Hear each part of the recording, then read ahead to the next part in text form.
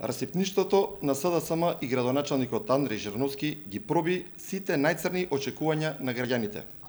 СДСМ и Жирновски почнаа да живеат во паралелна реалност која е составена од раскош и расфрлање на сметка на граѓаните. Истата паралелна реалност на јахти и луксузни хациенти во Грција, во која што живеат и нивните идејни водачи Зоран Заев и Радмила Шекеринска. Скандалозно откритие до кое дојде советничката група на ВМРО-ДПМНЕ во општина Центар вели дека директорот на паркинзи на општина Центар си исплаќал нето плата од неверојатни 120.000 денари. Еве го документот каде што се потврдува скандалот што треба да го знаат сите жители на Центар и целокупната македонска јавност. Ова е начинот како СДСМ смета дека треба да се раководи со средствата на граѓаните. На директорот на едно локално предпријатие за стопанисување на паркинзи да му се исплаќаат неверојатни 2000 евра месечно. Толку според СДСМ треба месечно да се богати човек со само 6 години работно искуство. Можеби 2000 евра и не се премногу во однос на киријата од 5000 евра, која неговата подпредседателка се исплаќаше самата на себе, но сигурни сме дека мнозинството граѓани имаат и други приоритети и сугестии како попродуктивно да се вложат овие пари. Скандалот да биде поголем, со слична плата е награден и Вангел Андрески, заменик на Саша Богдановиќ.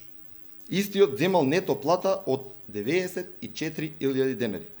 Човек со работно искуство од 3 години е подобро платен од 10 вработени во фирмите на неговиот лидер Зоран Заев, кои месечно добиваат минимални примања. Еве го документот. Ова е скандал. Само Богдановиќ и неговата десна рака, Андрески, месечно ги чинеле граѓаните на Центар 3500 евра.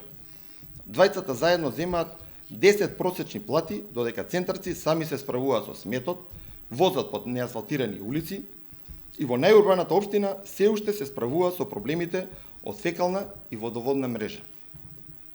Паркинзи на општина Центар за само 2 години од страна на Жирновски и неговиот скапо платен тим е претворено во приватна фирма.